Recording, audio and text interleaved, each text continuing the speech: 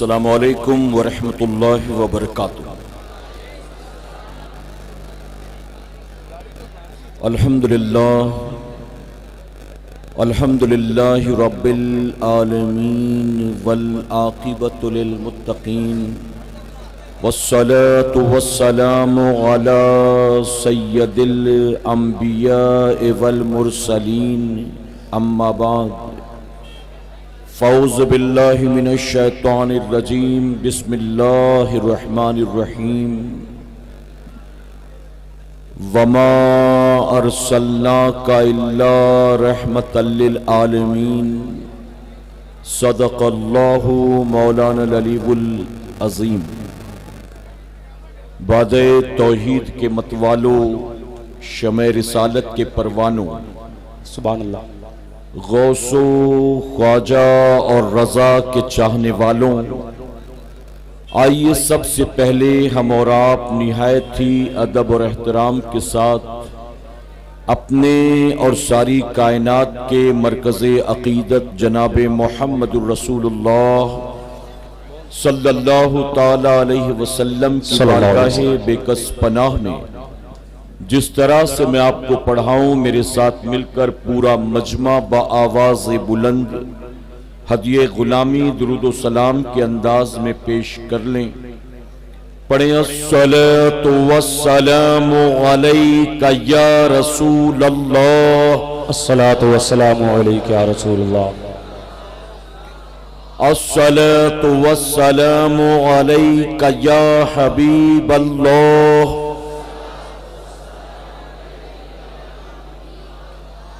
الصلاۃ والسلام علیک یا نبی اللہ وعلی آلک واصحابک یا نور اللہ صلی اللہ تعالی علیہ وسلم۔ رب کعبہ کی بارگاہ میں دعا ہے، مولا اپنے حبیب صاحب لولاک صلی اللہ تعالی علیہ وسلم کے صدق و طفیل ہم تمام حاضرین اور سامعین کو تو دم واپسی تک حق کہنے، حق سننے اور اپنے حق والے بندوں کے دامن سے وابستہ رہنے کی توفیق نصیب فرما، آمین آمین۔ ساتھ ہی بارگاہ رب العزت میں دعا ہے کہ میرے کریم ہم گناہگاروں سیاہکاروں کو، ہمارے والدین کو، ہماری قیامت تک آنے والی تمام نسلوں کو صحیح معنوں میں غوث و خواجہ اور رضا سے محبت کی توفیق نصیب فرما، اور اپنے ان محبوبین کی محبتوں کا صلہ ہمیں دنیا اور آخرت دونوں جہاں میں نصیب فرما۔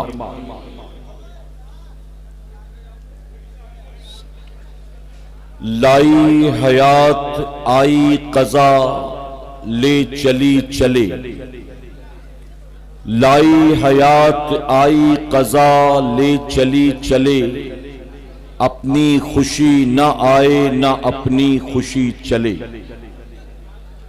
اور جگہ جی لگانے کی دنیا نہیں ہے، جگہ جی لگانے کی دنیا نہیں ہے، یہ عبرت کی جا ہے تماشا نہیں ہے۔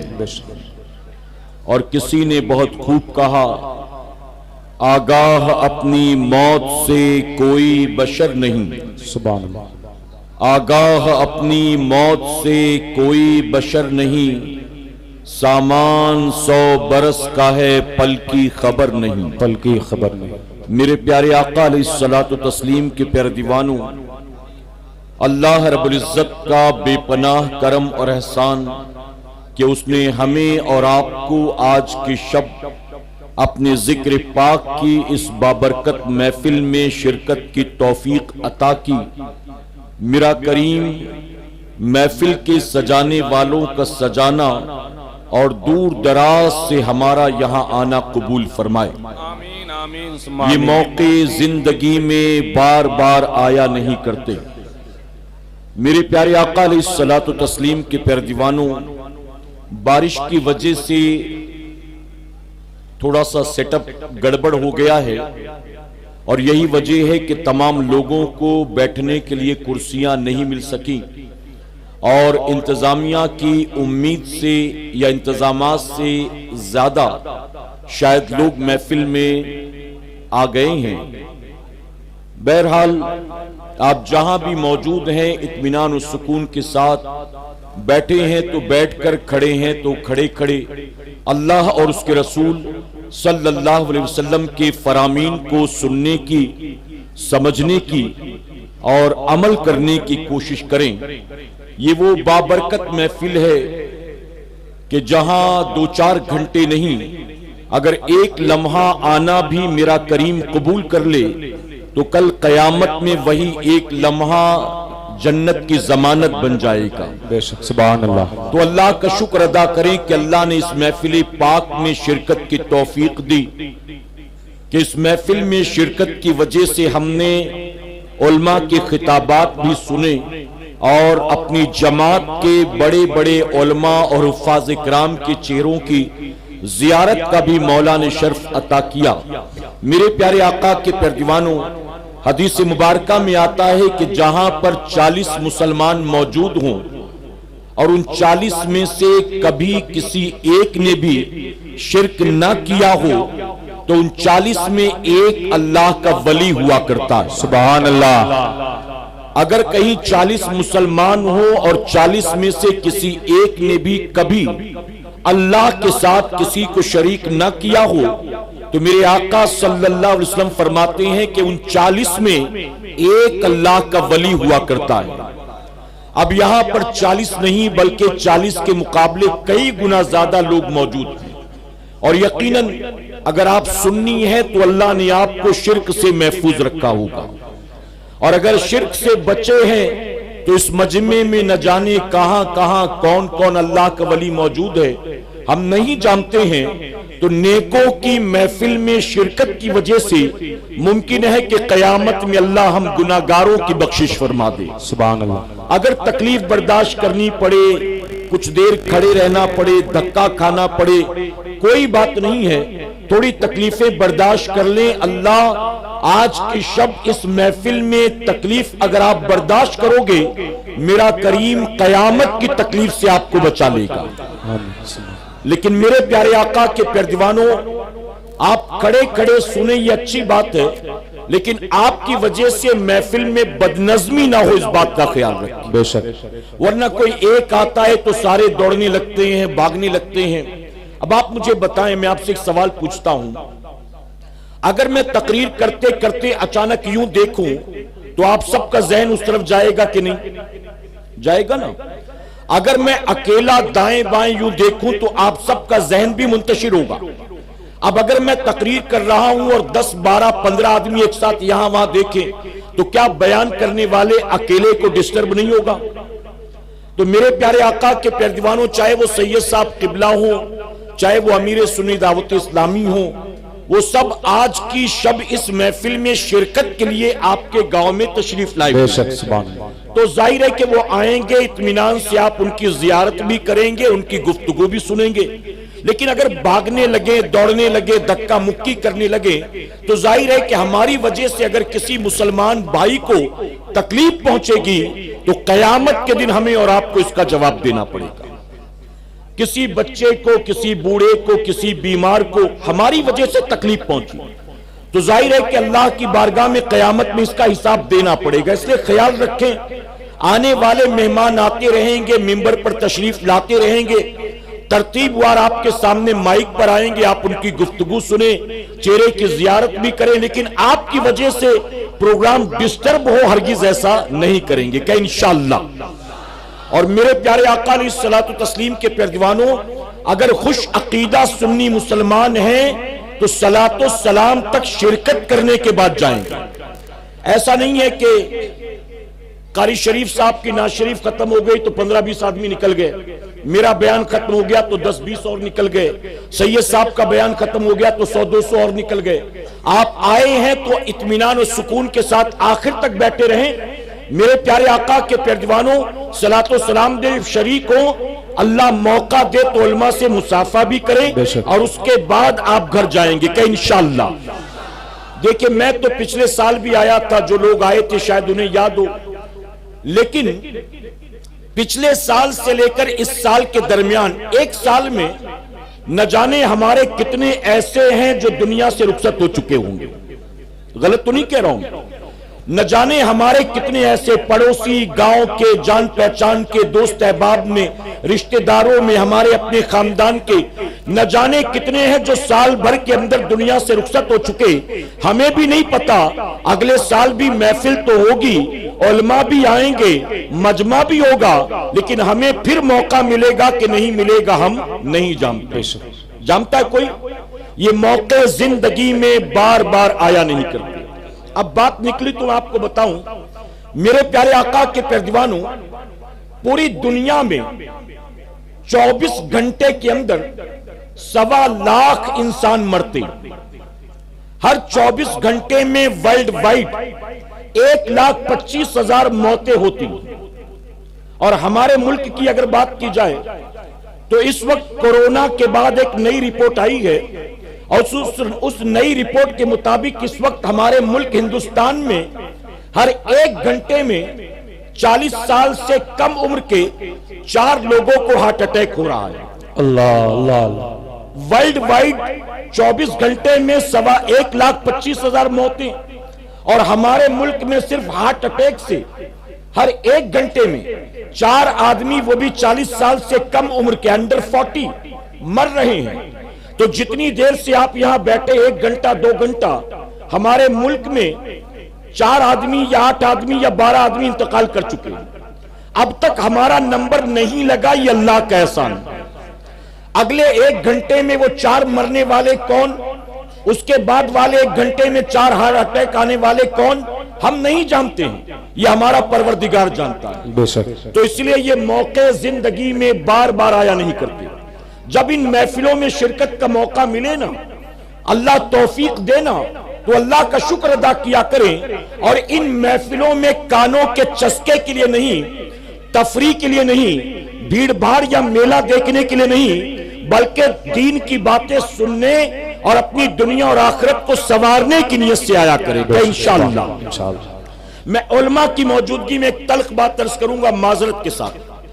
میرے پیارے آقا کے پیروانوں، اکثر یوپی بہار کے جلسوں میں یہ بات میں عرض کرتا ہوں، آج آپ کے سامنے بھی عرض کرتا ہوں۔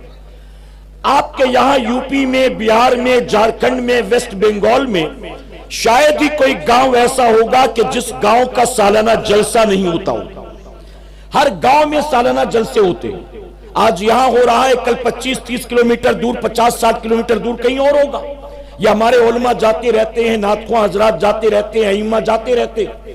تو میرے پیارے آقا کے پیروانوں، کبھی کبھی کسی ایسے علاقے میں بھی جانے کا موقع ملتا ہے جہاں کمیٹی والے ہمیں بتاتے ہیں کہ حضرت ہمارے گاؤں کا یہ 32واں جلسہ ہے، اس کو ہمارے دادا نے شروع کیا تھا، دادا کے بعد پوری زندگی ابا کرتے رہے، ابا کے بعد اب ہم نے ذمہ داری سنبھالی ہے، اور پچھلے 18 سال سے ہم کر رہے ہیں، اس سے پہلے دادا، اس سے پہلے والد صاحب۔ میرے پیارے آقا کے پیروانوں، میں بہت معذرت کے ساتھ کہوں گا، ہمارے گاؤں میں، یوپی بہار میں جلسوں کی کوئی کمی نہیں ہے، لیکن جلسوں میں جانے کے بعد آنے والے مجمع کے حالات کو دیکھ کر مجبوراً یہ کہنا پڑتا ہے کہ جن گاؤں میں 10 20 25 30 سال سے جلسے ہو رہے ہیں، ان گاؤں کے جلسے میں آنے والے لوگوں کو اب تک یہ بھی تمیز نہیں ہے کہ اللہ اور اس کے رسول کے ذکر کی محفل میں ننگے سر نہیں آنا چاہیے، بلکہ اس محفل میں مؤدب ہو کر آنا چاہیے۔ بے شک، سبحان اللہ، سبحان اللہ۔ جلسوں کی کوئی کمی نہیں، لیکن جلسے میں آنے کے آداب ہی نہیں معلوم ہے۔ لوگ کانوں کے چسکے کے لیے آتے ہیں، لوگ چٹکلے سننے کے لیے آتے ہیں، لوگ انٹرٹینمنٹ کے لیے آتے ہیں، لوگ تفریح کی نیت سے آتے ہیں، لوگ اس کا نام سن کر آتے ہیں، اچھا وہ آ رہے ہیں تو چلو ہم بھی چلتے ہیں۔ میرے پیارے آقا کے پیروانوں، یاد رکھیں، میرے آقا فرماتے ہیں کہ جب کوئی مسلمان علم کی طلب میں اپنے گھر سے نکلتا ہے تو بظاہر تو زمین پر چلتا ہے، حقیقت میں وہ جنت کے راستوں میں سے ایک راستے پر چل رہا ہوتا ہے۔ سبحان اللہ، سبحان اللہ۔ آج آپ بظاہر تو اس گلی سے ہوتے ہوئے آئے، لیکن نیت اگر علم حاصل کرنے کی ہے تو آپ اپنے گاؤں کی گلی سے گزر کر نہیں آئے، نبی فرماتے ہیں کہ جنت کے راستے سے ہوتے ہوئے آئے۔ اور میں نے پچھلے سال کہا تھا، مجھے یاد ہے، میرے آقا صلی اللہ علیہ وسلم نے ذکر کی محفل کو صرف ذکر کی محفل نہیں فرمایا، میرے نبی فرماتے ہیں کہ جہاں مسلمان جمع ہو کر اللہ کا ذکر چھیڑ دیتے ہیں، اللہ زمین کے اس ٹکڑے کو جنت کا باغ بنا دیتا ہے۔ سبحان اللہ، سبحان اللہ۔ تو آپ جنت کے راستے سے ہوتے ہوئے جنت کے باغ میں آ کر بیٹھے ہوئے ہیں۔ بے شک کہاں بیٹھے ہیں؟ میرے پیارے آقا کے پیروانوں، تو اللہ کا شکر ادا کریں۔ ہم اس نبی کے ماننے والے، میں اکثر کہتا ہوں معذرت کے ساتھ، ہم اس نبی کے ماننے والے کوئی برا نہ مانے اور پرسنلی نہ لے، کسی کو ٹارگٹ نہیں کرنا۔ ہم اس نبی کے ماننے والے ہیں جو نبی دسترخوان پر کبھی ننگے سر نہیں بیٹھتے تھے، بے شک، جو نبی کبھی واش روم میں، ٹوائلٹ باتھ روم میں ننگے سر نہیں جاتے تھے، جو نبی بازاروں میں کبھی ننگے سر نہیں جاتے تھے، جو نبی کبھی میدان جنگ میں ننگے سر نہیں جاتے تھے۔ آج اسی نبی کا کلمہ پڑھنے والی قوم ان کے ذکر کی محفل میں ننگے سر آ کر بیٹھ جاتی ہے۔ اللہ، کوئی گٹکا کھا رہا ہوتا ہے، کوئی زردہ کھا رہا ہوتا ہے، کوئی ماوا رگڑ رہا ہوتا ہے، یہ پوزیشن۔ تو جہاں صدیوں سے جلسے ہو رہے ہیں، صدیوں کے جلسے کے باوجود بھی اگر قوم نے اس محفل میں آنے کے آداب تک نہیں سیکھے ہیں تو میں کیا توقع کروں کہ قوم نے اور کیا سیکھا ہوگا؟ جب محفل میں آنے کے آداب ہی نہیں پتا تو اور کیا سیکھا ہوگا؟ کبھی کبھی کہتا ہوں بیٹھ جائیں، لوگ نہیں سنتے، میں کہتا ہوں ان کو کھڑے رہنے دیں۔ جن کو اعلان سمجھ میں نہیں آتا ان کو بیان کے حقاق سمجھ میں آئے گا۔ ایک ریکویسٹ سمجھ میں نہیں آتی کہ بیٹھ جاؤ، شور مت کرو، دھکا مکی مت کرو۔ جب معمولی ریکویسٹ سمجھ میں نہیں آتی، لمبی چوڑی گفتگو کہاں سے سمجھ میں آئے گی؟ قرآن و حدیث کہاں سے سمجھ میں آئے گی؟ میرے پیارے آقا کے پیارے دیوانوں، یہ چند باتیں میں نے آپ کو تمہید کے طور پر سمجھانے کے لیے عرض کر دی۔ جب بھی کبھی ایسی محفل میں آئے، اللہ کے گھر میں جائیں، دسترخوان پر کھانے کے لیے بیٹھیں، ٹوائلٹ باتھ روم میں جائیں تو خیال رکھیں کہ سر کو ڈھانک کر رکھا کریں گے کہ انشاءاللہ۔ میرے پیارے آقا کے پیارے دیوانوں، اگر آپ امریکہ میں بیٹھے ہوتے، لندن میں بیٹھے ہوتے تو میں کہتا چلو یہاں کا ماحول نہیں ہے، بات سمجھ میں آتی ہے، یہاں کا مسلمان بھی جنٹل مین ہے، سوٹ بوٹ والا ہے، لیکن آپ تو ایسے علاقے میں رہتے ہیں جہاں مسلمانوں کی آبادی ہے، جہاں صبح شام 5 وقت اذان کی آواز سنائی دیتی ہے، جہاں پتہ چلتا ہے کہ رمضان شریف کا مہینہ چل رہا ہے، کہ ربیع الاول شریف کا مہینہ چل رہا ہے، جہاں پتہ چلتا ہے کہ آج کون سی رات ہے، آج کون سا دن ہے، اب کون سا مہینہ ہے، آج کون سی تاریخ ہے۔ اگر ایسے ماحول میں رہ کر بھی مسلمان قرآن و سنت پر عمل نہیں کرے گا تو آپ بتائیے اس ماحول سے دور جائے گا تو پھر اس کا انجام کیا ہوگا؟ جب اس ماحول میں بھی عمل کرنے کو تیار نہیں۔ میرے پیارے آقا کے پیارے دیوانوں، اب اگر ہر 1 گھنٹے میں، توجہ ہے نا آپ کی، ہر 1 گھنٹے میں 4 آدمی ہارٹ اٹیک سے مر رہے ہیں۔ آپ نے دیکھا ہوگا کئی لوگ ایسے ہیں شادی کے سٹیج پر ناچ رہے ہیں، ناچتے ناچتے ہارٹ اٹیک آ گیا، سوشل میڈیا پر دیکھا ہے۔ ہٹا کٹا جوان کسی جم کے اندر، ہیلتھ کلب کے اندر ویٹ لفٹنگ کر رہا ہے اور ویٹ لفٹنگ کرتے کرتے اس کو ہارٹ اٹیک آ گیا۔ گوگل پر سرچ کریں آپ، کرکٹ کے میدان میں کرکٹ کھیلتے کھیلتے بھاگتے بھاگتے ہارٹ اٹیک آ گیا۔ ایسے میں ہم کل بھی زندہ تھے، آج بھی زندہ ہیں۔ یہ بتائیے ہمارا کمال ہے کہ رب کا کرم ہے؟ کل بھی زندہ رہیں گے اس کی کوئی گارنٹی ہے؟ یاد رکھنا، دھڑکنیں تیری میری مرضی سے نہیں چلتی، مولا کی مرضی سے چلتی۔ بے شک، سبحان اللہ۔ یہ سانسیں تیری میری مرضی سے نہیں چلتی، میرے رب کی مرضی سے چلتی۔ یہ جسم سے روح کا رشتہ ہماری مرضی سے نہیں جڑا، میرے مولا نے جوڑے رکھا۔ رات سونے والے ہر ایک کو اللہ صبح اٹھنے کی مہلت نہیں دیتا ہے، اور ہر صبح سو کر اٹھنے والے کو اللہ دوبارہ سونے کی مہلت نہیں دیتا ہے۔ وہ جو بیوی بچوں سے جدا ہو کر 4 پیسے کمانے کی غرض سے گھر سے نکلتے ہیں، وہ لوٹ کر بھی گھر آئیں گے اس کی کوئی گارنٹی نہیں ہے، اور جو گھر آ گیا پھر گھر سے نکل سکے گا اس کی کوئی گارنٹی نہیں ہے۔ تو اے سرکار مدینہ کے پیروانوں، اللہ کا شکر ادا کرے، یہ سانسیں چلانے والا میرا پروردگار ہے، یہ دل کو دھڑکانے والا میرا پروردگار ہے، یہ رگوں میں خون کو چلانے والا میرا پروردگار ہے، یہ جسم کے جوڑوں کو طاقت دینے والا میرا پروردگار ہے، یہ زبان کو بولنے کی، کان کو سننے کی، آنکھ کو دیکھنے کی صلاحیت دینے والا میرا پروردگار ہے۔ اب بتائیے جب اللہ نے ہمیں اتنی نعمتیں عطا کی ہیں تو اللہ کی نعمتوں کو پانے کے بعد ہمیں اللہ کی اطاعت کرنی چاہیے کہ اللہ کی بغاوت کرنی چاہیے؟ کیا کرنا چاہیے؟ لیکن معذرت کے ساتھ کہوں گا، ہم مسلمانوں کی پوزیشن جانتے ہو کیا ہے؟ آج کے مسلمانوں کا حال یہ ہے، ہم اللہ کو تو مانتے ہیں لیکن اللہ کی نہیں مانتے۔ ہم نے اللہ کی وحدانیت کا اعلان کیا ہے، اللہ کے سوا کوئی عبادت کے لائق نہیں، خالق ہے تو وہ، مالک ہے تو وہ، رازق ہے تو وہ، زندگی موت پر قدرت رکھنے والا ہے تو وہ، عزت و ذلت دینے والا ہے تو وہ۔ ہم نے اللہ کا کلمہ پڑھا، اس کی وحدانیت کا اقرار کیا، ہم اللہ کو تو مانتے ہیں، اللہ کی نہیں مانتے۔ میرے پیارے آقا کے پیروانوں، جب ساری نعمتیں ہم مانتے ہیں کہ اللہ نے ہمیں دی ہے، کس نے دیا ہے؟ اللہ۔ کسی XYZ نے نہیں۔ جو اللہ کو مانتے ہیں انہیں بھی نعمت دینے والا اللہ، جو اللہ کو نہیں مانتے انہیں بھی سب کچھ کھلانے پلانے والا دینے والا کون ہے؟ اللہ۔ اللہ کے خلیل سیدنا ابراہیم علیہ السلام، آپ کی عادت تھی، ابراہیم علیہ السلام نے پوری زندگی کبھی بنا مہمان کے کھانا نہیں کھایا۔ آپ جب بھی کھانے کے لیے بیٹھتے کسی نہ کسی کو دعوت دیتے، ساتھ بٹھا کر کھلاتے۔ کتابوں میں آتا ہے کبھی کوئی مہمان گھر نہ آتا تو تلاش کرنے کے لیے اپنے ملک کی سرحد تک پہنچ جاتے تھے، کسی مسافر کو ڈھونڈ کر لاتے۔ ایک مرتبہ ابراہیم علیہ السلام ایک شخص کو ڈھونڈ کر لے کر آئے، آپ نے کہا میری دعوت قبول کر، چل میرے ساتھ کھانا کھا، میں اکیلے نہیں کھاتا، چل تو مجھے کمپنی دے۔ وہ مسافر آپ کے ساتھ آ گیا، آپ نے ہاتھ دھلایا، دسترخوان پر بٹھایا، سامنے اللہ کی نعمتیں رکھی۔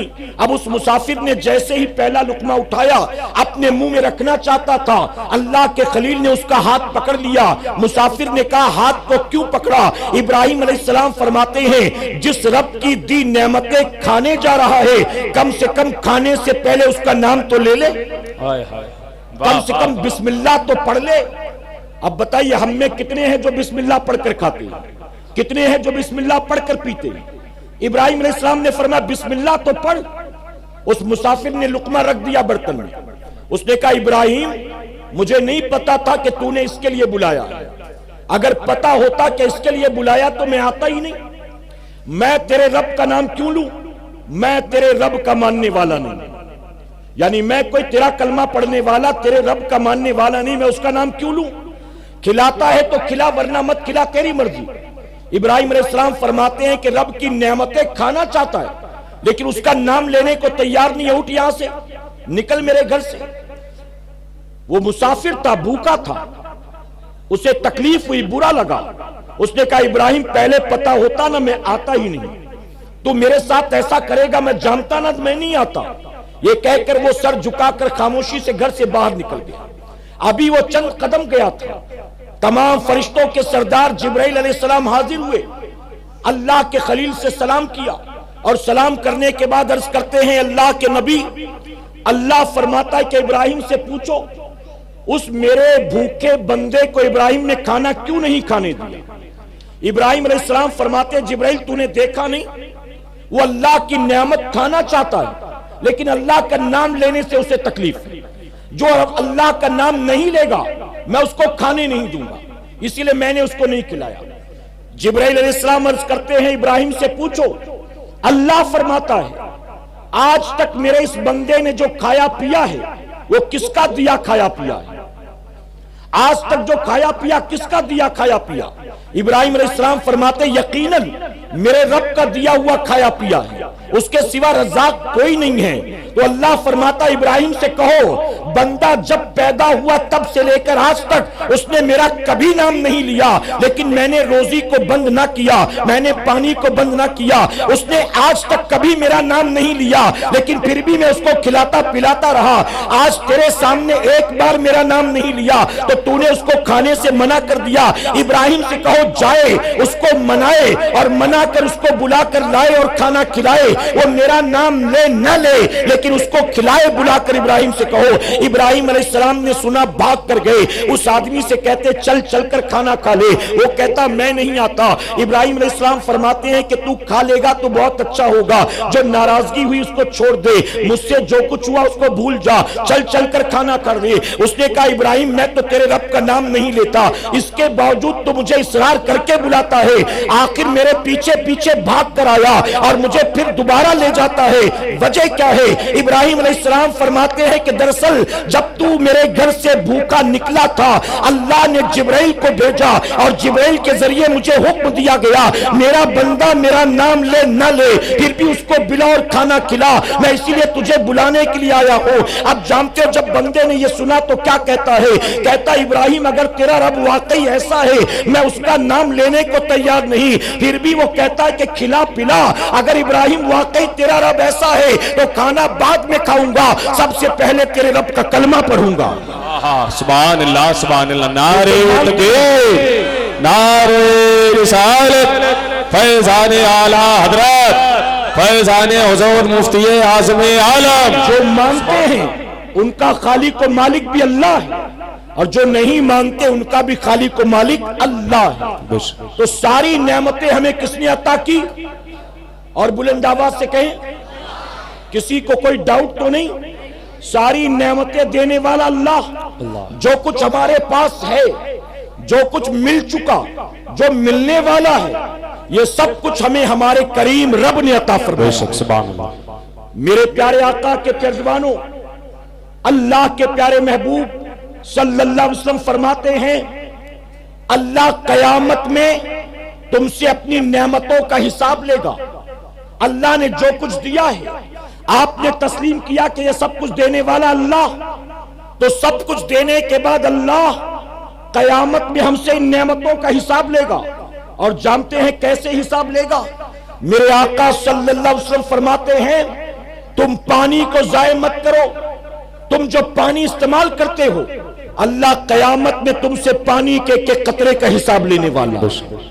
بلکہ ایک مقام پر میرے نبی نے یہاں تک فرمایا اگر تم سمندر کے کنارے وضو کرتے ہو، سمندر ہے وہاں وضو کرتے ہو تو بھی پانی کو ضائع مت کرو، نبی فرماتے اللہ تم سے قیامت میں اس پانی کا بھی حساب لے گا۔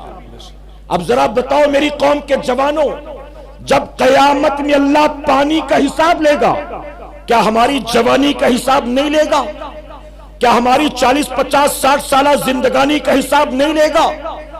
جو کچھ اللہ نے دیا ہے، جس پر اکڑتے ہو، جس کی وجہ سے بڑے بنے پھرتے ہو، جس کی وجہ سے لوگ عزت کرتے ہیں، جس کی وجہ سے آپ کو عہدے مل گئے ہیں، جس کی وجہ سے لوگ آپ کے آگے پیچھے گھومتے ہیں، یقین جانو مسلمانوں یہ سب کچھ اللہ نے عطا کیا ہے۔ اور جو کچھ بھی اللہ نے عطا کیا ہے اللہ نے ہم کو دیا ہے، مالک ہم نہیں ہیں، مالک میرا پروردگار ہے۔ ہمیں نعمتیں رب نے دے دی، یہ اس کا کرم اور احسان ہے، ہم مالک نہیں ہیں، مالک دینے والا اللہ ہے۔ اور قیامت میں اللہ ہم سے اپنی ایک ایک نعمت کا حساب لینے والا۔ میں ایک مثال دیتا ہوں آپ، ایک شوہر اپنی بیوی کو گھر خرچ کے لیے مہینے کے 8-10 ہزار روپے دیتا ہے، تو بیوی کو گھر خرچ کے لیے جو پیسے دیتا ہے گھر چلانے کے لیے اس کا اس سے حساب لیتا ہے کہ نہیں لیتا ہے؟ کالج جانے والے بیٹے بیٹی کو اگر ماں باپ پاکٹ منی دیتے تو کیا بتائیے ماں باپ بچوں سے پیسے کا حساب لیتے ہیں کہ نہیں لیتے؟ اگر ایک مالک دکان کے کاؤنٹر پر نوکر کو بٹھاتا ہے اور کہتا ہے میں 10 دن کے لیے باہر جا رہا ہوں، میری غیر موجودگی میں دکان کا، دھندے کا، مال کا، پیسے کا خیال رکھنا، 10 دن کے بعد واپس آؤں گا تو حساب لوں گا۔ اب مالک نوکر کے بھروسے دکان چھوڑ کر 10 دن کے لیے چلا گیا ٹور پر۔ اب نوکر جس کی تنخواہ 8,000 کاؤنٹر پر بیٹھا پہلی بار جب گلے پر بیٹھا دیکھا پہلے دن 32,000 کا گلہ ہوا، دوسرے دن 58,000 کا گلہ ہوا، تیسرے دن اتوار کا دن تھا 85,000 کا گلہ ہوا۔ اب وہ نوکر بیٹھے بیٹھے دیکھ رہا میری تنخواہ تو 8,000، لیکن سیٹ تو روزانہ اتنا کما رہا ہے، پہلے دن 32، دوسرے دن 62، چوتھے دن 80۔ اب اس کے دل میں لالچ پیدا ہوئی۔ اب اس نے کیا کیا؟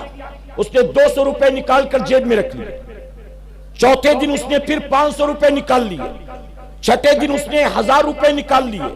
اب بتائیے ہر روز وہ کچھ نہ کچھ گلے میں سے چوری کر رہا ہے۔ اب 8 دن ہو گئے، 9 دن ہو گئے، اب 10واں دن ہے۔ اسے پتا ہے کہ کل صبح مالک واپس آنے والا ہے، اور جب مالک واپس آئے گا تو مال کا بھی حساب لے گا، دکان کا بھی حساب لے گا، گلے کا بھی حساب لے گا۔ اگرچہ اس نے چوری اس طرح سے کی ہے کہ اس کو خبر نہ چلے، لیکن پھر بھی دل میں کھٹکا ہوگا کہ نہیں ہوگا؟ میں نے جو چوری کی ہے اگر سیٹ کو پتا چل گیا تو کیا ہوگا؟ رسوائی بھی ہوگی، نوکری بھی جائے گی، تنخواہ جو میری باقی ہے وہ بھی نہیں ملے گی، الٹا مجھے ہو سکتا ہے جیب سے پیسے بھر کر بھی دینے پڑے۔ اب جیسے جیسے مالک کے آنے کا وقت قریب آئے گا اس نوکر کے دل کی دھڑکنیں تیز ہوتی چلی جائیں گی۔ اب کلئی کھلنے والی ہے، اب چوری پکڑی جانے والی ہے، اب میری بے عزتی ہونے والی ہے۔ اے سرکار مدینہ کے پیروانوں، اب بتائیے جس نے دکان کے گلے پر بیٹھ کر چوریاں کی ہوں گی، جیسے جیسے حساب کتاب کا وقت قریب آئے گا ویسے ویسے دل کی دھڑکنیں بڑھتی جائیں گی، گھبراہٹ بڑھتی چلی جائے گی۔ اب چوری کے پکڑے جانے کا دل میں ڈر پیدا ہوگا، لیکن اس کے برعکس ایک ایسا نوجوان ہے جو کہ ایماندار ہے، دکان کے گلے پر بیٹھتا ہے، سیٹ کو روزانہ 1 لاکھ ملتا ہو، 2 لاکھ ملتا ہو، مجھے کوئی فرق نہیں پڑتا، میں مالک نہیں میں نوکر ہوں، میرا تعلق صرف اپنی 8,000 کی تنخواہ سے ہے، سیٹ کتنا کماتا ہے مجھے اس سے کوئی لینا دینا نہیں ہے، ایمانداری کے ساتھ بیٹھتا ہے، آج کتنا بکا وہ بھی لکھتا ہے، آج کتنا پیسہ آیا وہ بھی لکھتا ہے، کتنا مال خریدا وہ بھی لکھتا ہے، ایک ایک روپے کا ایک ایک مال کا حساب رکھتا ہے۔ اب جب مالک کے آنے کا وقت قریب آئے گا اس کے دل میں ڈر پیدا نہیں ہوگا، کیونکہ اس نے چوری نہیں کی ہے، اس نے گھوٹالے نہیں کیے ہیں، اس نے کوئی فراڈ نہیں کیا ہے، بلکہ وہ کہے گا مالک 10ویں دن نہیں ہفتے بھر کے بعد بھی آ جائے، دوپہر کے 2 بجے نہیں رات کے 2 بجے بھی میرا دروازہ کھٹکھٹائے اور مجھ سے حساب مانگے، میں حساب دینے کے لیے تیار ہوں، کیونکہ میں نے چوری نہیں کی ہے، میں نے بغاوت نہیں کی ہے۔ اے سرکار مدینہ کے پیروانوں، یہی حال ہمارا اور آپ کا ہے۔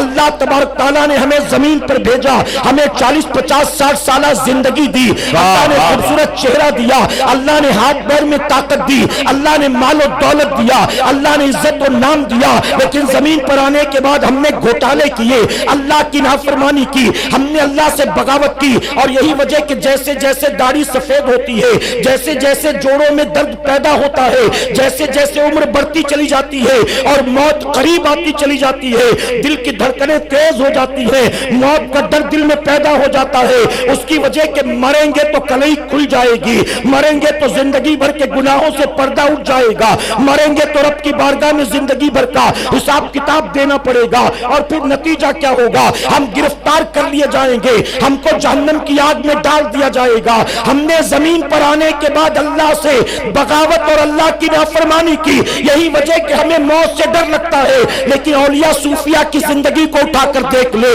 یہ وہ لوگ ہیں کہ جنہوں نے زمین پر آنے کے بعد اپنی زندگی کا ایک لمحہ بھی اپنی مرضی کے مطابق نہیں گزارا ہے، اپنے مولا کی مرضی کے مطابق گزارا ہے۔ وہ جیے ہیں تو رب کی مرضی کے مطابق، وہ مرے ہیں تو مولا کی مرضی کے مطابق، اور یہی وجہ ہے کہ جب عمر بڑھتی ہے، موت قریب آتی ہے، موت کا فرشتہ سرہانے آ کر کھڑا ہوتا ہے تو دل کی دھڑکنیں تیز نہیں ہوتی، ان کے دل میں موت کا ڈر پیدا نہیں ہوتا، اس کی وجہ وہ جانتے ہیں ہم نے زمین پر آنے کے بعد رب رسول کی نافرمانی نہیں کی، ہم نے زمین پر آنے کے بعد اللہ رسول سے بغاوت نہیں کی، اور وہ جانتے ہیں موت وہ سیڑھی ہے کہ جس سیڑھی کو پار کرنے کے بعد اللہ کے محبوب سے کا دیدار ہونے والا ہے۔ بن دیکھے زمین پر جن پر ہم درود و سلام پڑھتے چلے آئے تھے، اب مرنے کے بعد ان کے رخ زیبا کی زیارت ہونے والی ہے۔ اے مسلمانوں، یہی وجہ ہے وہ موت سے نہیں ڈرتے، ہر وقت موت کو سینے سے لگانے کے لیے تیار رہتے ہیں، اور ہماری پوزیشن یہ ہے اگر کسی کو تیسرا اٹیک بھی آ جائے اور سرہانے بیٹھ کر کوئی عیادت کرنے والا کہے اللہ فضل فرمائے، اللہ اللہ ایمان پر خاتمہ عطا کرے، اللہ آپ کے لیے آسانی فرمائے، تو وہ یہ دعائیں پسند نہیں کرتا، وہ چاہتا ہے کہ آنے والے مجھے زندگی کی دعا دیں، شفا کی دعا دیں، صحت کی دعا دیں، عمر میں برکت کی دعا دیں۔ جو بستر مرگ پر ہے، پاؤں جس کے قبر میں لٹکے ہیں، وہ بھی موت کی تمنا نہیں کرتا۔ اس کی وجہ کیا ہے؟ اسے پتا ہے زمین پر آنے کے بعد ہم نے اللہ رسول کی نافرمانی کی ہے، جیسے ہی جسم سے روح کا رشتہ ٹوٹے گا، عذاب کا سلسلہ شروع ہو جائے گا، مصیبتوں پریشانیوں کا سلسلہ شروع ہو جائے گا۔ اے سرکار مدینہ کے پیروانوں، جب آپ سب یہ مانتے ہو ہمیں جو کچھ ملا ہے سب اللہ ہی نے عطا کیا ہے، تو اللہ کی نعمتوں کو پانے کے بعد، صبح شام اللہ کی نعمتوں کو کھانے پینے کے بعد، اللہ کی نعمتوں کو پہننے اوڑھنے بچھانے کے بعد اللہ کی نافرمانی کیسے کرتے ہو؟ اللہ اللہ میرے آقا صلی اللہ علیہ وسلم نے فرمایا کل قیامت کے دن ہر کسی سے 5 سوال ہوگا، اور جب تک ان 5 سوالوں کا جواب نہ دے لے اپنی جگہ سے پاؤں ٹس سے مس کرنے کی اجازت نہیں ہوگی۔ اللہ ہر کسی سے، یہ نہیں فرمایا علماء سے، امیروں سے، پڑھے لکھوں سے نہیں، ہر کسی سے 5 سوال کیا جائے گا، اور جب تک 5 سوالوں کا جواب نہ دے لے اپنی جگہ سے 1 انچ بھی پاؤں کو ہلانے کی اجازت نہیں ہوگی۔ اب جانتے ہیں وہ 5 سوال کیا ہوں گے؟ سب سے پہلا سوال ہوگا، بتا اپنی زندگی کو تو نے کن کاموں میں گزارا تھا؟ ہم نے تجھے جو زندگی دی تھی، تو نے ہماری دی زندگی کو کن کاموں میں گزارا تھا، بتا۔ اب بتائیے ہمارے پاس کتنے لوگ ہیں جن کے پاس اس سوال کا جواب موجود ہوگا؟ میرے پیارے آقا کے پیروانوں، بہت معذرت کے ساتھ ایک تلخ بات عرض کرنا چاہتا ہوں۔ آج دنیا میں قوم مسلم کے جو حالات ہیں، میں پرٹیکولر کسی کنٹری کا نام نہیں لیتا، کسی شہر کا نام نہیں لیتا، لیکن میں آپ کو صرف اتنا بتانا چاہتا ہوں کہ پوری دنیا میں امت مسلمہ کے جو حالات ہیں، ان حالات کو، تصویروں کو، ویڈیوز کو جب سوشل میڈیا پر دیکھتے ہو تو دل پر ہاتھ رکھ کر جواب دو۔ دیکھنے کے بعد اپنی قوم کے بچوں کے حالات، اپنی بیٹیوں کے، ماؤں کے، بہنوں کے حالات، اپنے بھائیوں کے حالات دیکھ کر تمہیں تکلیف ہوتی ہے کہ نہیں ہوتی؟ بتائیں۔ بس یہ 14-15 آدمی کو تکلیف ہوتی ہے، باقی کو کوئی ٹینشن نہیں ہے، خاموش بیٹھے، بات سمجھ میں نہیں آ رہی۔ میرے پیارے آقا کے پیروانوں، پوری دنیا میں جب کسی مسلمان پر ظلم ہوتا ہے، جب کسی مسلمان کی آبرو لوٹی جاتی ہے، جب کسی مسلمان کے گھر کو تباہ برباد کیا جاتا ہے، جب کسی کی گود اجاڑی جاتی ہے، جب کسی بیٹی کو بیوہ بنایا جاتا ہے، جب کسی سہاگن کو ابھاگن کر دیا جاتا ہے، جب کسی ماں باپ سے بڑھاپے کا سہارا جوان بیٹے کی شکل میں چھین لیا جاتا ہے، جب ہنستے کھیلتے گھروں پر بمباریاں ہوتی ہیں، تو کیا بتاؤ یہ مناظر دیکھنے کے بعد تمہیں تکلیف ہوتی ہے کہ نہیں ہوتی؟ ہوتی لوگ کہتے ہوتی ہے، میں کہتا ہوں مسلمانوں، اگر تم کہتے ہو واقعی تکلیف ہوتی ہے تو پوری دنیا میں قوم مسلم کے حالات کو دیکھ کر تمہیں تکلیف ہوتی ہے، لیکن اس تکلیف کے بدلے تم کرتے کیا ہو؟ یہ سب کچھ دیکھ کر بھی مسلمانوں کی شادیوں میں آج بھی ڈی جے بج رہا ہے، اللہ اللہ اللہ، مسلمان کے بارات میں آج بھی پٹاخے پھوٹ رہے ہیں، آج بھی جوتا چرائی ہو رہی ہے، آج بھی جگہ کے نام پر گھر کی بوڑھیاں، بہویں، بیٹیاں ناچ رہی ہیں۔ کیا سیکھا آپ نے؟ قوم کہتی ہے یہودیوں کے پروڈکٹ کا بائیکاٹ کرو، عیسائیوں کے پروڈکٹ کا بائیکاٹ کرو، اس کمپنی کا مال مت لو، اس کمپنی کا مال مت لو۔ ہم کہتے وہ قوم مسلم کے حالات کو دیکھ کر یہود و نصارہ کے پروڈکٹ کے بائیکاٹ کی بات کرتی ہے۔ ارے جس چیز کا اللہ اس کے رسول صلی اللہ علیہ وسلم نے 1450 سال پہلے بائیکاٹ کر دیا، جب آج کا مسلمان ان چیزوں کا بائیکاٹ کرنے کے لیے تیار نہیں ہے تو بتائیے کیا یہودیوں عیسائیوں کی کمپنیوں کے مال کا بائیکاٹ یہ قوم کر سکے گی؟ کیا اللہ اس کے رسول صلی اللہ علیہ وسلم نے شراب کو حرام قرار نہیں دیا؟ تم بچتے ہو؟ کیا تم نے بائیکاٹ کیا اس کا؟ ارے وہ صحابہ جن کے باپ دادا پردادا سب کے سب شرابی تھے، جن کی گھٹی میں شراب ملا ہوا تھا، جنہوں نے شراب کے ماحول میں آنکھیں کھولی تھی، شراب کے ماحول میں پلے بڑے تھے، وہ جب حضور اکرم صلی اللہ علیہ وسلم کے ہاتھوں پر کلمہ پڑھ کر مسلمان ہوئے اور پھر اللہ رب العزت نے شراب کی حرمت کی آیات کو نازل کیا، جب میرے نبی نے حکم دیا شراب آج سے حرام ہے، تو جن کی گھٹی میں شراب ملا ہوا تھا، جانتے ان مسلمانوں نے کیا کیا؟ انہوں نے صرف شراب پینے سے توبہ نہیں کی، آج کے بعد نہیں پیئیں گے، چلو اب آیات نازل ہو گئی، آج کے بعد کبھی نہیں شراب پیئیں گے۔ حدیث مبارکہ میں موجود ہے کہ جن کی گھٹی میں شراب ملا تھا، جن کے باپ دادا پردادا شراب پیتے تھے، جن کے دسترخوان پر ہر وقت شراب موجود رہتی تھی، جو ایک ایک لقمہ شراب کے گھونٹ کے ذریعے حلق کے نیچے اتارتے تھے، جب شراب کو منع کر دیا گیا تو انہوں نے صرف شراب کو نہیں چھوڑا ہے، ان کے گھر میں جو شراب بھرا پڑا تھا وہ بھی نکال کر پھینک دیا، جن پیالوں میں پیتے آئے تھے ان پیالوں کو نکال کر پھینک دیا، جن برتنوں میں بھر بھر کر رکھتے تھے ان برتنوں کو نکال کر پھینک دیا۔ لوگوں نے کہا شریعت نے اجازت دی ہے، برتن کو دھو کر پاک کر سکتے ہو، پیالوں کو پاک کر سکتے ہو، ان ڈرموں کو پاک کر سکتے ہو، ان کو پھینکنے کی ضرورت نہیں ہے، شراب پھینک دو، برتن کو پاک کر لو۔ انہوں نے کہا نہیں، ہم نے کئی سالوں تک اس میں شراب رکھا ہے، شراب پیا ہے، اب شراب کو حرام قرار دے دیا گیا، اب اگر گھر میں یہ برتن ہوگا، گھر میں یہ پیالہ ہوگا، کبھی نہ کبھی شیطان دل میں وسوسہ ڈالے گا، پھر دل للچائے گا شراب پینے کے لیے، اس لیے اسے نکال کر گھر سے باہر پھینک دیا۔ آپ ذرا سوچیں، جن کی گھٹی میں شراب ملا تھا، جب اللہ اور اس کے رسول نے حرام قرار دے دیا، کس طرح سے انہوں نے بائیکاٹ کیا ہے کہ شراب کے برتنوں کو نکال کر گھر سے باہر پھینک دیا۔ کیا مسلمانوں تم نہیں جانتے ہو شراب حرام ہے؟ پھر بھی مسلمانوں کی آبادی میں جا کر دیکھو شراب پینے والے موجود ہیں کہ نہیں ہیں؟ بتائیے ہے کہ نہیں؟ اپنے گاؤں میں رہتے ہیں تو شراب پیتے ہیں، بمبئی کلکتہ دلی بنگلور پہنچ جاتے ہیں تو چرس بھی پینے لگتے ہیں۔ اللہ اللہ اللہ، M D, Corex, whitener, button, heroin, brown sugar, پتہ نہیں کیا کیا۔ سرکار مدینہ کے پیروانوں مجھے بتائیں، علماء موجود، امام حسین کا یزید پلیت کے ساتھ جھگڑا پراپرٹی کو لے کر تھا، زمین جائیداد کا تھا، بینک بیلنس کا تھا، امام حسین اپنا سب کچھ لے کر ظالم کے مقابلے میں آئے، کیوں؟ جناب امیر معاویہ کا بیٹا، صحابی رسول کا بیٹا ہے، پیدائشی مسلمان ہے، امیر المومنین بننے کے خواب رچتا ہے، دیکھتا ہے، اور شراب بھی پیے گا۔ امام حسین مقابلے میں آگے، میں نانا کی شریعت سے کھلواڑ کرنے والے کو برداشت نہیں کر سکتا ہوں۔ کتابوں میں آتا یزید وہ پہلا مسلمان تھا جس نے چہرے سے داڑھی کو منڈایا تھا۔ امام حسین اسی لیے مقابلے میں آئے تھے، کوئی ذاتی جھگڑا نہیں تھا، میرے نبی کی شریعت سے چھیڑ چھاڑ کرنے کی کوشش کی، مسلمان ہو کر اسلام پر عمل کرنے کو تیار نہیں تھا، امام حسین اس کے مقابلے میں آ گئے۔ آپ ذرا سوچو، ایک یزید جب شرابی تھا، جواری تھا، زانی تھا، داڑھی منڈا تھا، میرے امام نے برداشت نہ کیا، آج امام حسین کے نام لیوا زمین پر ہزاروں ہیں جو محرم کا شربت بھی پیتے ہیں اور سال بھر شراب بھی پیتے،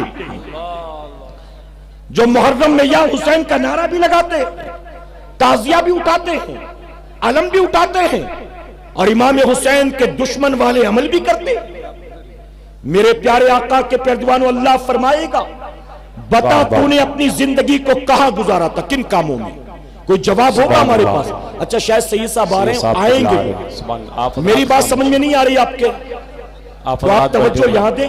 میں نے پہلے کہا نا ڈسٹرب نہیں کرے، سید صاحب یہیں کے لیے نکلے، درود شریف پڑھنے ایک مرتبہ۔ اللہم صلی علی سیدنا مولانا محمد بارک وسلم، صلاۃ و سلام علیک یا رسول اللہ صلی اللہ تعالی علیہ وسلم۔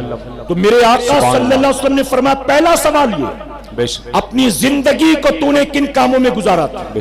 ہم اپنے گریبان میں جھانکے اور خود فیصلہ کریں کہ ہم میں سے کتنے ہیں جو اس سوال کا جواب دے لیں گے۔ آپ حضرات بیٹھے رہیں، اعلان کریے نا، تو آنے دیجئے نا، اعلان کریے کہ آنے کا راستہ دیجئے۔ آپ حضرات جو ہے راستہ دے دیں، حضور سید صاحب قبلہ کی آمد ہو رہی ہے منبر شریف پہ، حضرت کو آپ حضرات آنے دیں۔ نعرہ تکبیر، نعرہ رسالت، جشن عید میلاد النبی، فیضان اعلیٰ حضرت، محافظان مسلک اعلیٰ حضرت حضور سید امین القادری صاحب قبلہ، حضور سید امین القادری صاحب قبلہ، نعرہ تکبیر، نعرہ رسالت۔ آپ حضرات راستہ دے دیں، حضرت کو آنے دیں۔ سبحان اللہ۔ آپ حضرات دیکھ رہے ہیں ممبر شریف پہ، سبحان اللہ، مصافحہ کے لیے آپ حضرات نہ پریشان ہو بھائی، حضرت آ گئے، آپ حضرات زیارت کر لیں۔ ظاہر سی بات ہے کہ ہم اور آپ حضرات حضرت کے چہرے کی زیارت کر لیں، یہی ہمارے آپ کے لیے کافی ہے۔ سبحان اللہ۔ نعرہ تکبیر، نعرہ رسالت۔ اللہ اکبر۔ آپ حضرات رک جائیں، ساجد بھائی ان سب کو بٹھائیں بھائی۔ سبحان اللہ۔ آپ حضرات بیٹھ جائیں۔ مصافحہ بعد میں کر لیجئے کہ بھائی آپ حضرات۔ سید صاحب آ گئے ہیں، اگر سید صاحب کا بیان سننا ہے تو ترنت بیٹھ جائیں اپنی جگہوں پر آپ، تاکہ میں 5-7 منٹ میں اپنی بات مکمل کر لوں اور پھر سید صاحب کا خطاب آپ سن سکے۔ بیٹھ جائیں۔ اسٹیج پہ علماء کرام بھی بیٹھ جائیں تو بہتر ہے، ٹھیک ہے؟ یہ حضرات بھی بیٹھ جائیں۔ اچھا ٹھیک ہے، بیٹھ جائیں، آپ حضرات بھی بیٹھ جائیں۔ حضرت علامہ صادق رضوی صاحب کی بلا کا خوبصورت بیان ہو رہا ہے، ہم اور آپ حضرات اس بیان سے فائدہ اٹھائیں۔ سبحان اللہ۔ درود شریف پڑھنے کی مرتبہ اللہم صلی علی محمد وآلہ الف الف مرہ۔ میرے پیارے آقا کے پیارے دیوانوں، دیکھیے جو سامنے بیٹھے بیان سن رہے ہیں نا، وہ تو اطمینان سے سن رہے ہیں، باقی لوگ ڈسٹرب کر رہے ہیں۔ میں نے کہا سید صاحب کا بیان سننا ہے آپ کو، تو آپ اطمینان سے بیٹھیں، میں جلد اپنی بات مکمل کرتا ہوں تاکہ سید صاحب کو بھرپور موقع ملے اور آپ بھی اطمینان سے سن سکیں۔ ایک بار درود شریف پڑھ لیں آپ۔ اللہم صلی علی سیدنا مولانا محمد بارک وسلم، صلاۃ و سلام علیک یا رسول اللہ صلی اللہ تعالی علیہ وسلم۔ تو میرے پیارے آقا علیہ الصلوۃ والتسلیم کے پیارے دیوانوں، میں عرض کر رہا تھا کہ سب سے پہلا سوال یہ ہوگا کہ بتا اپنی زندگی کو تو نے کن کاموں میں گزارا تھا۔ تو ہم میں سے کتنے ہیں جن کے پاس اس سوال کا جواب ہوگا؟ آپ بتائیں میرے پیارے آقا کے پیارے دیوانوں، آپ مجھے بتائیں۔ یہاں پر ایک بات عرض کروں گا، میں مختلف اسٹیٹس میں جاتا ہوں، سید صاحب کا بھی دورہ ہوتا ہے، کبھی کبھی لوگ ہم سے آ کر دعا کی درخواست کرتے ہیں، کہتے ہیں حضرت 3 سال سے کوشش میں ہوں، کئی بار ایگزام دے چکا، لیکن اب تک نہ صحیح سے رزلٹ آیا نہ ہمارا جاب لگا۔ میں پوچھتا ہوں ان سے کہ کس چیز کا آپ نے ایگزام دیا ہے؟ وہ کہتے ٹیچر کی وانٹ نکلی تھی، ٹیچر کی ویکنسی نکلی تھی، ہم نے ایگزام دیا، لیکن ایگزام کے بعد پتا چلا کہ پرچہ لیک ہو گیا ہے، اس وجہ سے گورنمنٹ نے اس ایگزام کو اسکریپ میں ڈال دیا، اب دوبارہ 6-8 مہینے کے بعد ایگزام ہوگا۔ ایسا ہوتا ہے کہ نہیں ہوتا؟ بتائیے۔ اگر پرچہ لیک ہو جائے کسی ایگزام کا تو پھر وہ ایگزام کوئی معنی نہیں رکھتا ہے، گورنمنٹ دوبارہ ایگزام کرواتی ہے۔ ایسا ہوتا ہے نا؟ میرے پیارے آقا کے پیارے دیوانوں، دنیا کی کسی نوکری کا پرچہ لیک ہو جائے تو گورنمنٹ اس پورے ایگزام کو، لوگوں نے جو محنت کی تھی، تیاریاں کی تھی، کوششیں کی تھی، سب کو اسکریپ کر دیتی اور کہتے ہیں دوبارہ 6-8 مہینے کے بعد ایگزام ہوگا۔ لیکن قربان رحمت للعالمین آقا صلی اللہ علیہ وسلم کی عظمت پر کہ 1450 سال پہلے میرے نبی نے ہمیں قبر کے اندر جو سوالات ہوں گے اس کا پرچہ عطا کر دیا ہے۔ قبر میں کتنے سوال ہوں گے؟ جی قبر میں 3 سوال ہوں گے۔ کتنے ہوں گے؟ تو میرے نبی نے 1450 سال پہلے پرچہ ہمیں دے دیا، لیکن یہ بات اور ہے کہ ہم نے کوئی تیاری نہیں کی۔ قیامت میں 5 سوال ہوں گے، نبی نے 1450 سال پہلے پرچہ دے دیا، لیکن ان کی تیاریاں تو دور کی بات، ہمیں تو پتہ ہی نہیں کہ سوال کیا ہونا۔ تو پہلا سوال ہوگا بتا تو نے اپنی زندگی کو کن کاموں میں گزارا تھا۔ اس کے بعد دوسرا سوال ہوگا بتا تو نے اپنی جوانی کو کن کاموں میں گزارا تھا۔ اب بتائیے، جوانی بھی اسی زندگی کا حصہ ہے نا، لیکن زندگی کے سوال کے بعد جوانی کو اسپیشلی پوچھا گیا۔ کیوں؟ اچھا خاموش ہو جائیں آپ۔ جوانی کے لیے اسپیشلی پوچھا گیا، کیوں؟ اس کی وجہ کہ بہت سے لوگ جوانی میں تو عیاشی کرتے ہیں، نافرمانی کرتے ہیں، گناہ کرتے ہیں، اور عبادت کے لیے، نمازوں کے لیے، داڑھی کے لیے، کرتے پیجامے کے لیے بڑھاپے کا انتظار کرتے ہیں کہ جب بوڑھے ہو جائیں گے تو داڑھی رکھیں گے، बूढ़े हो जाएंगे तो नमाजी बन जाएंगे। तो अल्लाह फरमाएगा बता तूने जवानी को किन कामों में गुजारा था। अब मेरे सामने जहां तक नजर पड़ रही है, इक्का दुक्का बुजुर्गों के अलावा जवान ही जवान मौजूद। अब हम में कितने जवान हैं जो कयामत में इस सवाल का जवाब दे लेंगे कि हमने जवानी को कहां गुजारा था। इसीलिए मैं कहता हूं मेरे भाई, अल्लाह का हम जैसे गुनाहगारों पर बेपनाह करम और एहसान हो गया। अल्लाह ने जवानी से पहले ही तहरीक सुन्नी दावत इस्लामी के दामन से वाबस्ता कर दिया। हम जवान हुए तो तहरीक की आगोश में जवान हुए हैं। कयामत में अल्लाह फरमाएगा बता अपनी जवानी को तूने कहां गुजारा था। हम रब की बारगाह में अर्ज करेंगे मौला हम तो दुनिया में तेरी जमीन पर भटक भटक कर तेरे बंदों को जमा करते थे और जवानी की रातों में तेरे बंदों को जमा करके कभी तेरे हबीब पर दुरूदो सलाम पढ़ाया करते थे, कभी तेरे हबीब का फरमान सुनाया करते थे, कभी तेरे हबीब की सुन्नतें सिखाया करते थे। ऐ अल्लाह हमने जवानी तेरी नाफरमानी में नहीं गुजारी है, हमने जवानी तेरे दीन की नौकरी में गुजारा।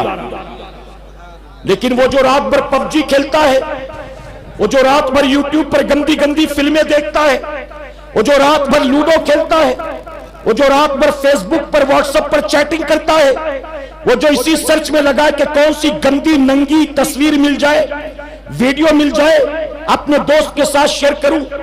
अरे तूने ये ऐप डाउनलोड किया कि नहीं, तूने ये फिल्म का गाना सुना कि नहीं, तूने ये सीन देखा कि नहीं, तूने उस हीरोइन का वीडियो देखा कि नहीं। आप जरा सोचे जो जवानी की रातों को अल्लाह रसूल की नाफरमानी में गुजारते हैं, कल कयामत के दिन जब सवाल होगा बता तूने अपनी जवानी को किन कामों में गुजारा था, तो उनके पास कोई जवाब बन पड़ेगा। इसलिए जवानी को पाक कर ले कहीं इंशाअल्लाह। मेरे प्यारे आका के प्यारे दीवानों, ये जवानी सिर्फ उम्र का एक हिस्सा नहीं है, बल्कि मेरे नबी ने फरमाया जवानी बुढ़ापे से पहले अल्लाह की नेमत है। अल्लाह की नेमत है ये जवानी। इस नेमत को देने वाले रब की नाफरमानी में मत गुजारो, देने वाले रब की बगावत में मत गुजारो। अल्लाह का शुक्र अदा करो। अपनी जवानियों को शैतान के वसवसात से, हराम नाजायज कामों से, जिना के अड्डों से, शराब के बाजारों से बचाने की कोशिश करो। अपनी जवानी को इतना प्योर कर लो, इतना पाकीज़ा कर लो कि कयामत में जब सवाल हो बता तूने जवानी कहां गुजारा था, तो शर्मिंदगी ना उठानी पड़े, बल्कि अर्ज कर दे मौला हमने जवानी तेरे सजदों में गुजारा था, कुरान की तिलावत में गुजारा था। मेरे प्यारे आका के प्यारे दीवानों, फिर तीसरा सवाल होगा। मैं तेजी से अपनी बात मुकम्मल कर रहा हूं। तीसरा सवाल होगा बता माल कहां से कमाया था, हलाल कमाया था कि हराम कमाया था, धंधे जायज थे कि नाजायज थे, गबन किया था, झूठ बोला था, मिलावट की थी, कम नापा था, कम तोला था, पट्टीदार के माल पर कब्जा किया था, छोटे भाई बहनों का हक मार लिया था, खेत खलियान पर दुकान मकान पर कब्जा कर लिया था, अब्बा के इंतकाल के बाद पूरा बैंक बैलेंस अपने नाम ट्रांसफर कर लिया था। बता तूने ये माल कहां से कमाया था। ऐसे में है सरकार मदीना के प्यारे दीवानों, हमारे पास हलाल का है तो जवाब बन पड़ेगा, और अगर हमारे पास हराम का है, ठगी का है, चोरी का है, कम नापने कम तोलने का है, गबन का है, फ्रॉड का है, तो बताओ जवाब कहां से दे सकोगे। फिर चौथा सवाल होगा माल को किन कामों में खर्च किया था। अल्लाह के घर में, मदरसों पर, दीन की राह में, यतीमों पर, बेवाओं पर, गरीबों पर, कमजोरों पर, बीमारों पर, अपने गरीब भाई बहनों पर कहां खर्च किया था।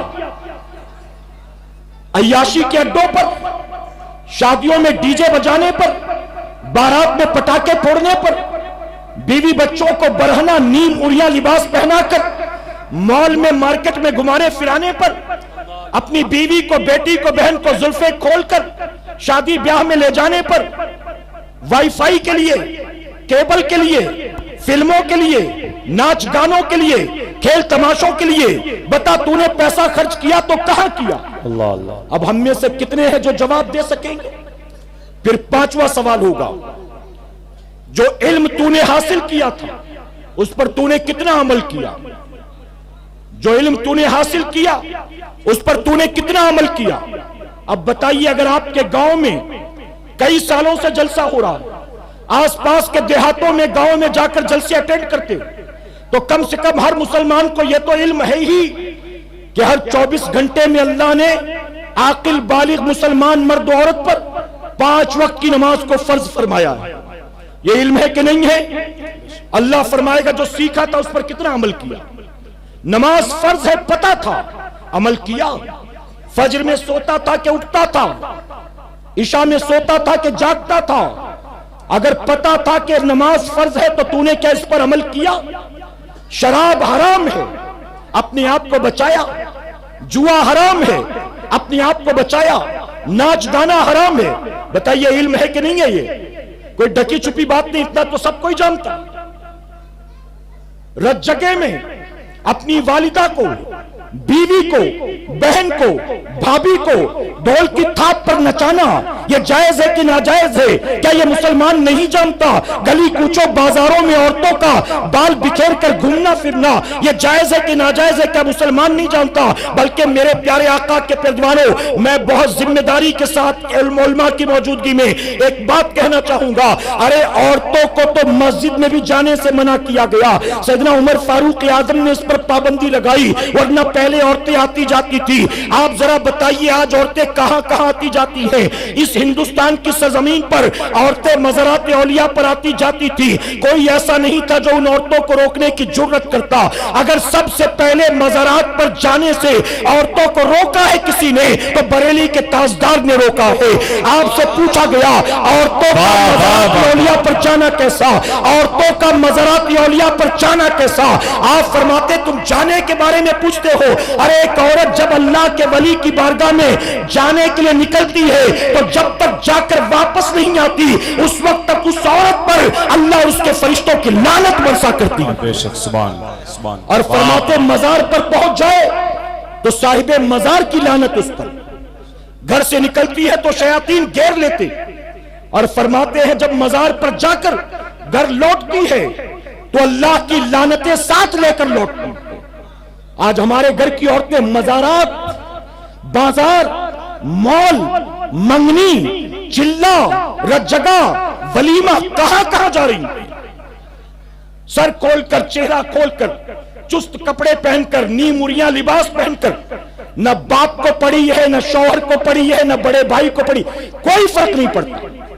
मेरे प्यारे आका के प्यारे दीवानों, कल कयामत के दिन अगर हाकिम हो तो आपसे आपकी बीवी का भी हिसाब लिया जाएगा, आपसे आपके बच्चों का भी हिसाब लिया जाएगा। अपनी जवानियों को पाक करो, अपनी जवानियों को गुनाह से, शरीयत के खिलाफ कामों से, अल्लाह रसूल की बगावत से बचाओ। अल्लाह अपने महबूब पाक के सदक़े हमें आपको सबको कहने सुनने से ज्यादा अमल की तौफीक अता फरमाए। दरमियान गुफ्तगू मुझसे जाने अनजाने में कोई गलती खामी रह गई, आप सबको गवाह बनाकर सच्चे दिल से तौबा करता हूं। रब मेरी तौबा कबूल फरमाए और हमारी इस महफिल पाक को मेरा करीम कयामत में हम सब के लिए, हमारे वालिदैन के लिए बख्शिश और निजात का जरिया बनाए। आमीन। वमा अलैना इल्लल बलाग। अस्सलामु अलैकुम। सुभान अल्लाह।